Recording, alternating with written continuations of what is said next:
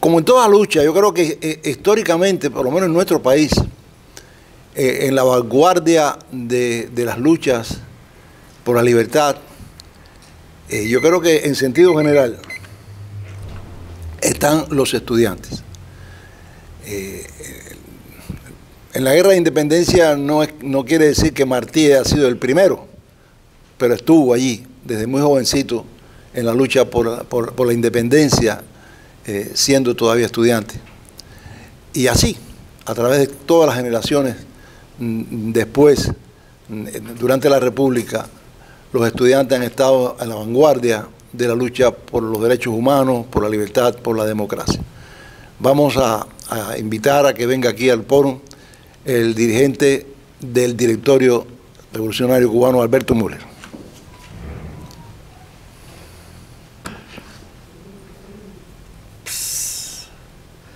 Vengo con el aparatico este porque se me rompió la impresora. Anoche no tuve impresora en la casa. Oye, otro buen amigo ahí.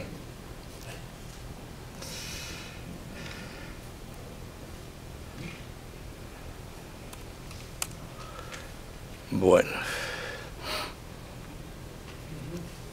empecemos a agradecer la invitación. ¿Esto se oye o puedo prescindir de él?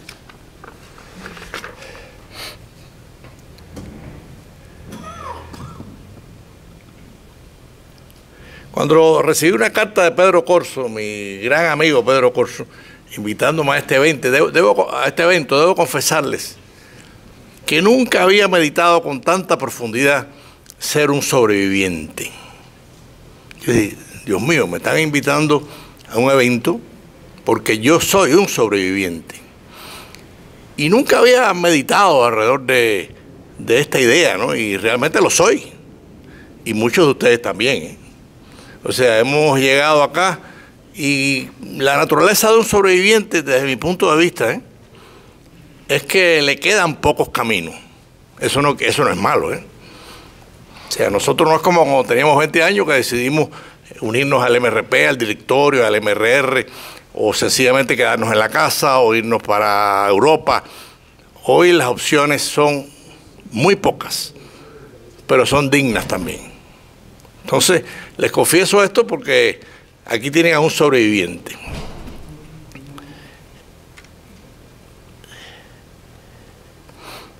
La historia republicana cubana, y eso es para...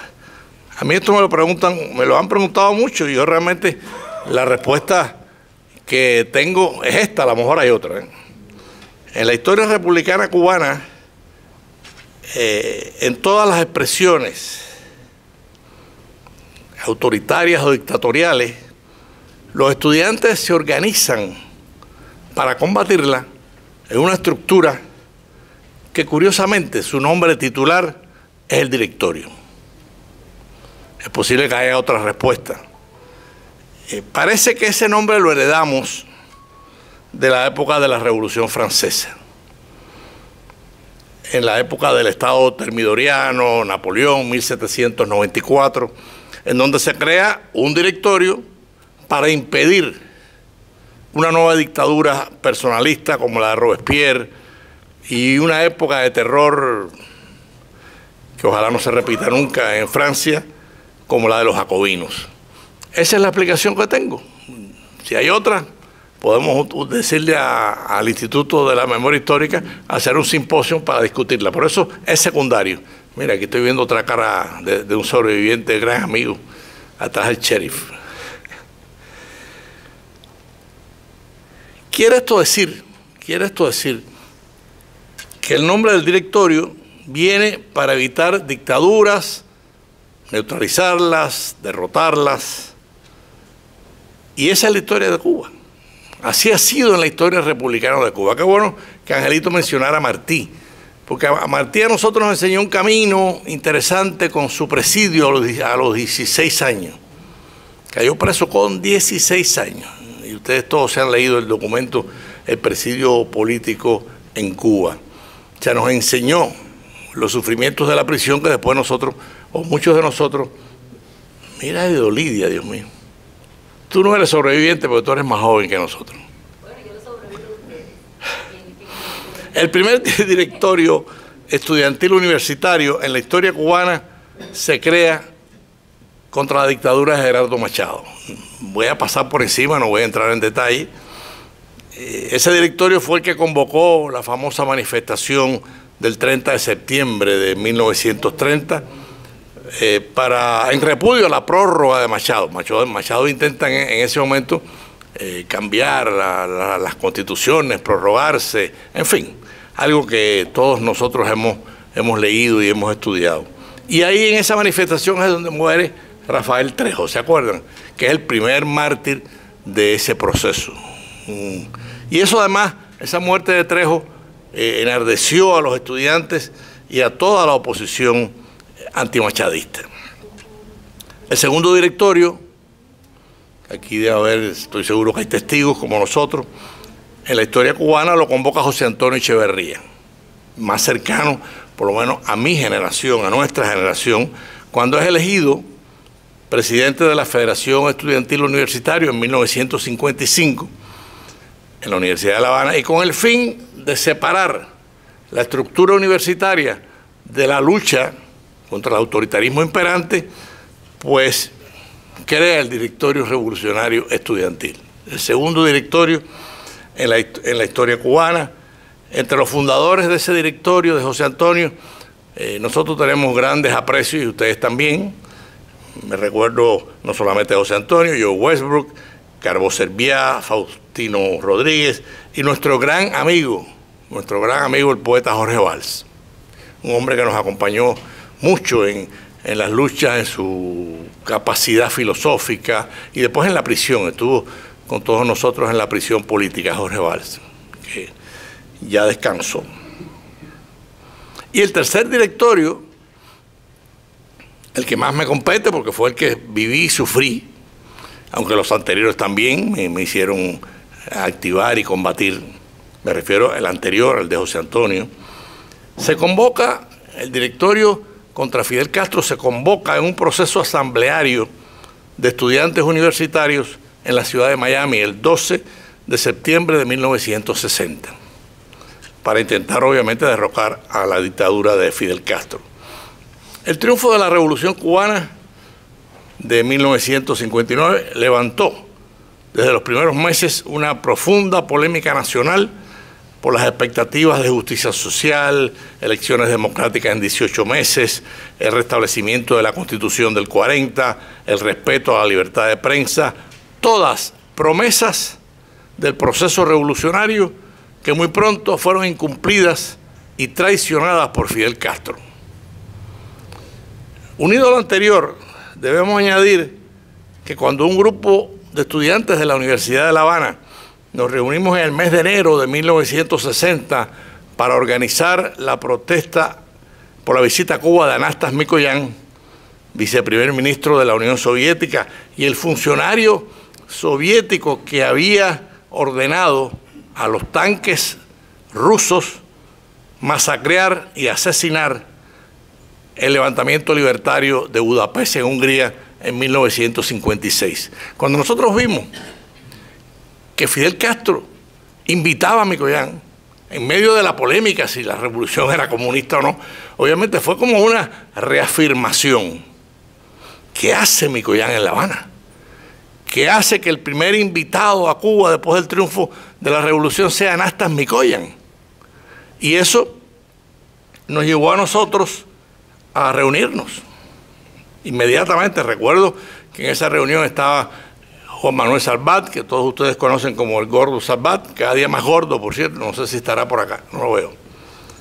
Joaquín Pérez Rodríguez, que fue ministro en Venezuela con Luis Herrera Campín, Jorge Garrido, 2 minutos ya, Dios mío, Ernesto Fernández Travieso, García Creo, Fernández Rocha.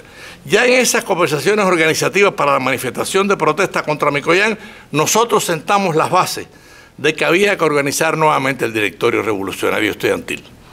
Yuli Hernández es testigo de todo esto que estoy contando, parte. Y entonces, bueno, la manifestación del Parque Central sirvió como de preámbulo para el directorio. Posterior a la protesta fuimos expulsados de la Universidad de La Habana, Salvat, Fernández Travieso y el que suscribe. Esto conjuntamente con otros eventos como el apoyo público que brindamos a Luis Conte Agüero en su campaña para evitar que el país cayera en manos del comunismo, nuestro propio quehacer periodístico con trinchera en la Universidad de La Habana.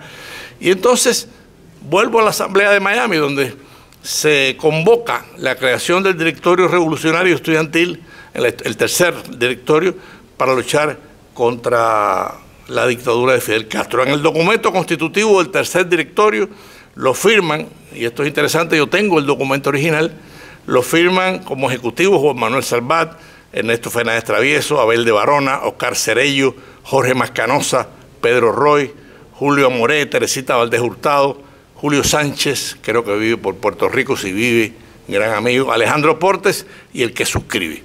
Un documento que se firma en Miami. Y el primer acuerdo, por eso me alegró escuchar al anterior participante del MRP, el primer acuerdo de esa asamblea es que teníamos que movernos hacia Cuba, clandestinamente hacia Cuba. Los que pudimos entrar clandestinamente a Cuba, en 2 minutos termino. Sí, tal vez 1 minuto más si ustedes me lo permiten. Los que pudimos entrar clandestinamente en territorio cubano, procedimos inmediatamente a la creación del Ejecutivo Nacional, teniendo en cuenta que los principales dirigentes, esto es interesante, es una polémica que no la saco porque sea nada malo, yo creo que es una polémica sana y ambas partes tenían sus argumentos. Nosotros tuvimos un problema para trasladarnos a Cuba y es que el Frente Democrático existente en Miami y Manuel Artime, mi gran amigo, se opusieron a eso, no querían que nosotros entráramos clandestinos a Cuba. Fue una tensión, una polémica, y esa polémica se superó un poco, como decimos en una pelea, 50-50, 50 y 50, tabla. Entramos algunos y otros no pudieron entrar. O sea, no teníamos las facilidades para entrar en Cuba, y bueno, pues los que no pudieron entrar, la mayoría entraron en la Brigada 2506, que después algunos volvieron a Cuba y nos encontramos en la clandestinidad. Inmediatamente que nosotros llegamos a Cuba, pues yo hice un recorrido nacional y se nombran los provinciales del directorio, que es Raúl Pintado en Oriente, Gustavo Caballero en Camagüey, José González Silva en Las Villas, no digo el nombre del matancero porque todavía está por allá, y en Pinar del Río se nombra como provincial a otro gran compañero de la Universidad de La Habana. Y ya para terminar, que esto es importante, nuestra principal acción del directorio, además de las acciones provinciales y en los centros estudiantiles, fue el alzamiento de la Sierra Maestra. Cuando en el mes de febrero, y esto es importante, cuando en el mes de febrero supimos por el doctor Ángel Fernández Varela, subdirector del periódico Información, y una persona muy vinculada con el gobierno de los Estados Unidos, que los planes de fortalecer los centros guerrilleros y la estructura clandestina eran casi descartados por el gobierno del presidente John F. Kennedy. Esto fue febrero del 61. Inmediatamente nos reunimos, recuerdo que fue una reunión con Rogelio, Francisco y con Humberto Solimarín, y ahí se establece la posibilidad del famoso plan que alguna gente no conoce, que es la toma de La Habana. La posibilidad frente a que los americanos o el gobierno de los Estados Unidos no nos apoyara, pues tomar La Habana. Y empezamos un poco a trabajar en eso, pero los acontecimientos se sucedieron a tal velocidad que no pudimos realizarlos. Continuamos nosotros con nuestros planes para ver si influíamos en la rectificación del gobierno Kennedy. Fue un momento, les confieso, muy duro y decepcionante en todo el proceso de lucha. Finalmente la acción de Bahía Cochino, por la interrupción de los bombardeos a los aeropuertos castristas y dejar sin techo aéreo a los brigadistas, condujo al fracaso de la invasión de los heroicos compañeros de la Brigada 2506. Cuando a nosotros sabíamos, inclusive yo estoy terminando de escribir mis memorias y pongo este asunto de suma importancia. El presidente Kennedy había pedido al Consejo Nacional de Seguridad qué hacía falta para que no fracasara la invasión, y el Consejo Nacional de Seguridad le dice al presidente, tengo copia de esta comunicación, que para que la operación invasora fuese exitosa había que aniquilar la fuerza aérea enemiga, y no se hizo.